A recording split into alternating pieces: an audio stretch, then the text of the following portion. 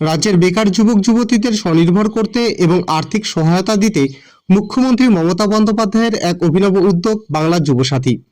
রবিবার মেখলিগঞ্জ শহরের কথা ও গান সাংস্কৃতিক ভবনে এই প্রকল্পের আবেদন গ্রহণের জন্য একটি বিশেষ শিবিরের শুভ সূচনা হলো।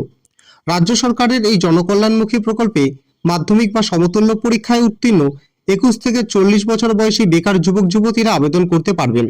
তবে শর্ত একটাই, আবেদনকারীকে অন্য কোনো সরকারি সামাজিক নিরাপত্তা প্রকল্পের অন্তর্ভুক্ত থাকলে চলবে না।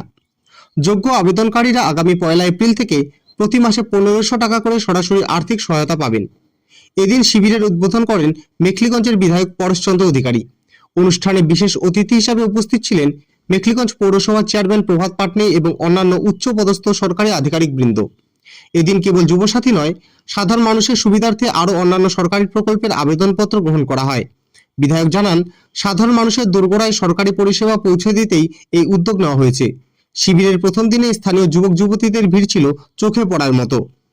পৌরসভায় এই কয়েকটি প্রকল্পের যুবসাথী,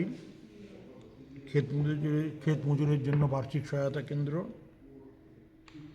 এই মহিলাদের লক্ষ্মীর ভাণ্ডার এর বৃদ্ধি, কৃষকদের সেচের জলের ব্যাপারে নির্ধারিত জলকর সম্পূর্ণ রূপে মকুব, এইসব প্রকল্পের বিষয় নিয়ে আজকে এখানে ক্যাম্প করা হচ্ছে।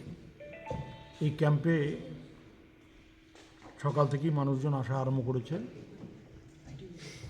রাজ্যের মাননীয় মুখ্যমন্ত্রী মমতা বন্দ্যোপাধ্যায় তিনি এবার বিধানসভা বাজেট অধিবেশনে এই প্রকল্পগুলি উল্লেখ করেছেন, তারই বাস্তবায়ন হচ্ছে আজকের এই ক্যাম্পের উদ্বোধনের মধ্য দিয়ে।